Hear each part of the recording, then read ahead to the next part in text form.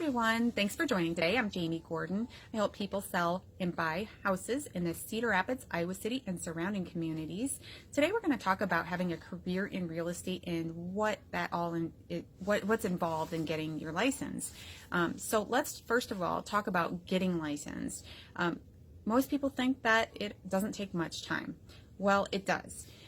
It takes a few months. So the first thing that you need to do is a 60-hour class. You can do that 60-hour class in person or online.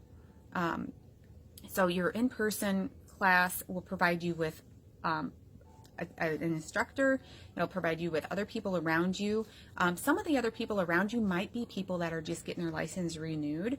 So you have an opportunity to engage with different people and ask questions. The online course is convenient.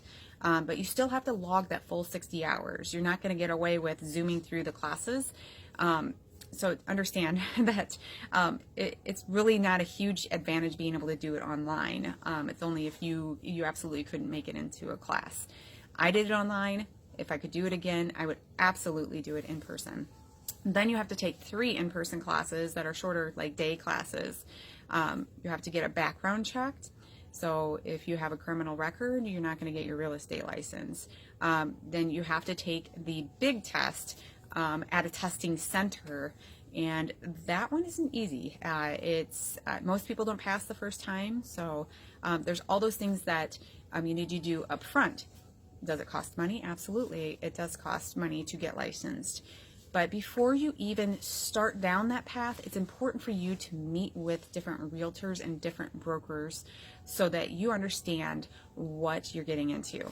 Okay, because in Cedar Rapids and Iowa City, there's a lot of competition going on right now between the different brokerages.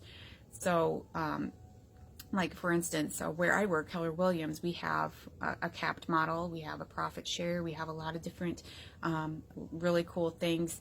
And when we came into town a couple years ago, so Keller Williams is actually a very large franchise that is privately owned. The agents have a lot of say in the way that it develops. It was started by an agent, Gary Keller. So they have a lot of different tools. They're the #1 technology company.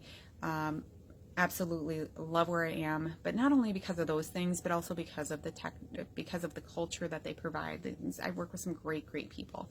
So when they came into town, other brokerages were changing their commission structures and stuff to stay competitive with what was going on in the marketplace. So know that there's a lot of different changes happening right now in the marketplace.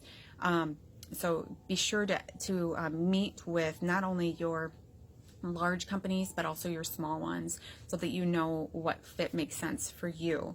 And one thing that I struggled with when I was getting licensed is I really didn't know what questions to ask. So that's why I say meet with some agents. Go on Facebook, look at their Facebook pages, and message them. Ask them if they would maybe take a phone call from you or meet with you for coffee or something along those lines, and start just taking notes, asking them for some printout of information as well, so that you can really compare the different companies that you're meeting with. So I don't think meeting with 3 is enough. I think you should meet with like 4 or 5 and really compare them side to side. I started off with a small company. Do I regret it? Absolutely not. I learned a lot working with a smaller company, learned what I needed, and learned a lot of process things, and they held hands in different areas that a larger company would not do. So that's something that I definitely would never change. So again, ask those questions, meet with agents, then meet at the brokerages with the broker. So if you meet at the brokerage, then you'll be able to get a good feel for what the culture's like. Culture for me is a big thing. Although most of my time is spent in my vehicle or at houses, when I go into the office and have a very friendly, welcoming culture that is not, we're competitors by nature, but the culture at Keller Williams has been amazing. They've been very, very helpful. They've shared all the agents will share their marketing material. They'll share all the things that they have done that have provided them with success. Because really, when you're in real estate, It's not about the company that you work for. It is about the type of business you're building yourself. It's about your values, the way that you handle your different clients. Next would be you have to be driven and you have to be disciplined, because if you don't, then you're never going to make a living in real estate. Doing real estate part-time, I don't recommend. I don't think it's really a part-time career. I think it's a full-time career, because you really do need to have that availability for your clients. So when you're on winter break with your children, it's important to still continue to work. You can't really shut off for long periods of time. You can have vacation, but you need to understand how to leverage your time with others as well. And it's really hard until you start really getting some experience under your belt to be able to ask other agents to help you out by or asking other agents if you can help them with things and get paid, because you don't have that experience under your belt. So the expense of getting into real estate, like I said, it can vary depending on which brokerage you are joining, but you have to really look at all the different numbers, and don't look at the short term. You need to look at the long term and really run your numbers. So having good people around you is important. Like, I have several different mentors that I bounced different ideas off of. And they were just really good listeners and really good at asking questions that I hadn't even thought about. So don't be afraid to ask people around you, what do you think of this company? But know that, if one of your friends says, oh, don't work for that company, that such and such person is a horrible realtor, they had a bad experience, don't go off of that at all. That is not the way to conduct your business, because there are, much like in nursing or in other fields, there's always going to be the ones that have bad reputations. It's up to you to make a good reputation and to represent the company that you hang your license with properly. So the last thing I'm going to cover is that you are a 1099 contractor, so you are responsible for so much. You are running your own business.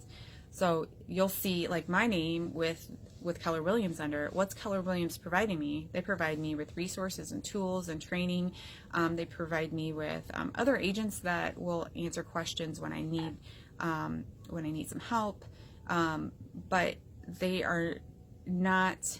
I could leave tomorrow. They could tell me they don't want me licensed with them anymore if I continued to screw up or if I was doing things that were unethical.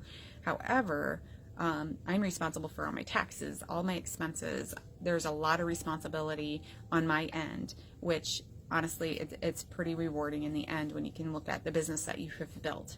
So I hope that you have learned a thing or two about real estate today. And if you have any questions about getting licensed or a career in real estate, understanding that a career in real estate doesn't only mean being an agent. It could mean being an administrator or somebody on the back end as well. I'd feel free to reach out to me. I'd be more than happy to answer phone call, text. You can PM me, or we can meet up for coffee. I truly enjoy meeting new people. No strings attached. So I hope you have a blessed day. Take care.